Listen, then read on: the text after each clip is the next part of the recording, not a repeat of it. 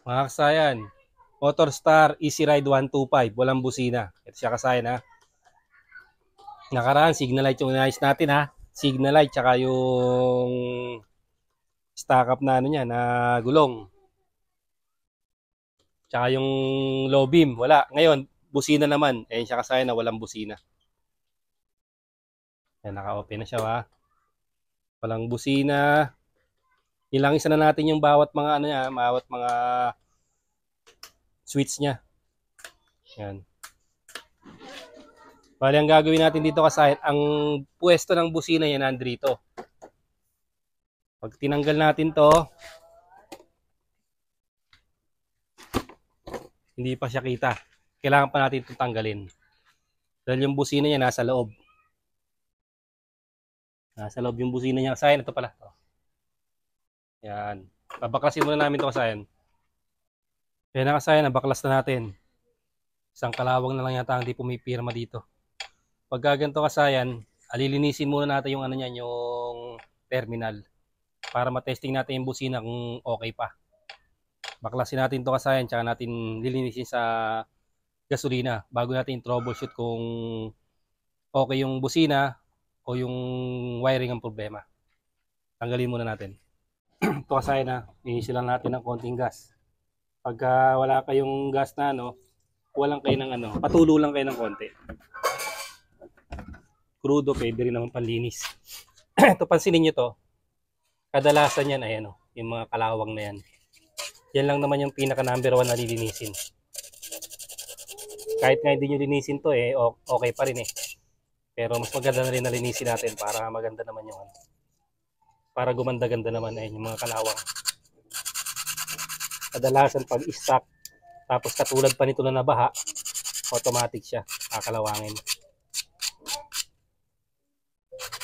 Yan siya kasi importante dito ha. Kasi pag mga original na ano na busina, matitibay. Pero kung mga halimbawa replacement na to, bili na lang tayo ng ano bago. Ito naman, ito pa yung stock niya.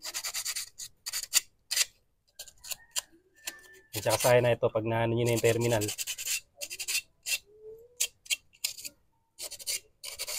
Tapos ito rin, yung pinakasuksukan niya. Yan. Ano din natin, lilinisan din natin yan. Gagasolinahan din natin to ha. Ito, linisin namin to, tsaka kami babalik. Ito na kasi, nalinis na natin oh. Okay na siya, maganda-ganda na yung tunog. Ito yung adjustan niya kasi na pag hindi siya tumunog ha. Ayan, dyan siya ina-adjust. Test muna natin yung mga ano niyan. Yung kanyang mga, ito, yung pinakasakit niya. Lagay lang natin to sa negative ha. Tapos tusukin natin.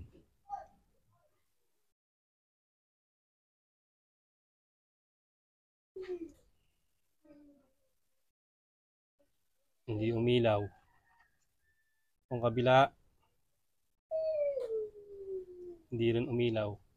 Pindutin mo nga, busina. Yan. Yan siya kasaya, no? Lagyan natin sa negative ha, hindi umilaw. Sa kabila, hindi rin umilaw. Pero pag pinindot, ayun siya, umiilaw. Ibig sabihin kasayan, ano to? Itong Motorstar Easy Ride 125 ay positive trigger ang ano niya, ang busina. Positive trigger to. Buo yung ano niya kasayan na buo, yung terminal niya. Pag nilagay natin sa positive naman para ma-check natin yung negative. Yung trigger, yung light green ha, lagay natin sa positive. Ayan. Tapos ito, iilaw na ngayon yung hindi umilaw kanina. Ayan, umilaw na yung ating negative. Buo tong socket natin ha, at buo rin yung pindutan.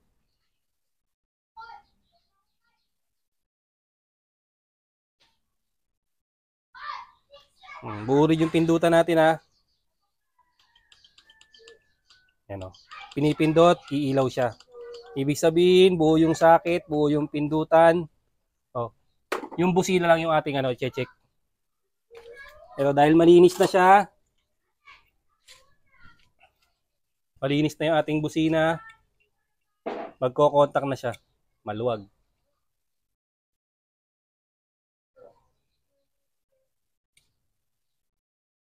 Kapag gantong maluwag, higipitan nyo na rin ha.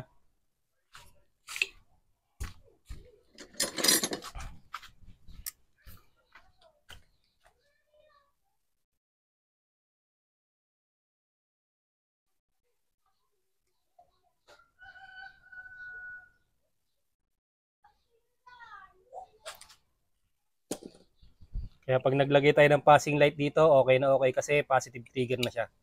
Kailangan masikip. Okay, pindot. Okay, nakasaya no. Kinalawang lang yung ano natin, yung busina natin. Kung hindi siya tutunog, dito natin siya ayusin. Yan ang adjustan yan.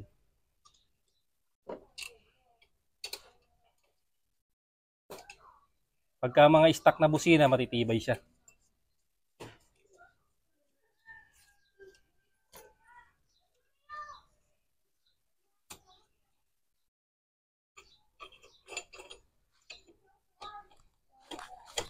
Linis ng busina, troubleshoot ng wiring. Siguradong makukuha nyo kung paano. Ano. Pag dito gumana yung busina, ito yung papalitan. Yung busina na ipapalitan. Okay, test. Okay. Sound check, tutok. Okay. Ganun lang kasayan yung pag-aayos ng ating busina. Pag kinalawang, walang contact, o kaya yung wiring yung problema. Yung kagaya ng mga suksukan, kung maluwag, yung mga suksukan na to, testing nyo lang yan tsaka itong pindutan. Kailangan gumana siya. Hanggang dito na lang mga kasayan. Salamat sa panonood.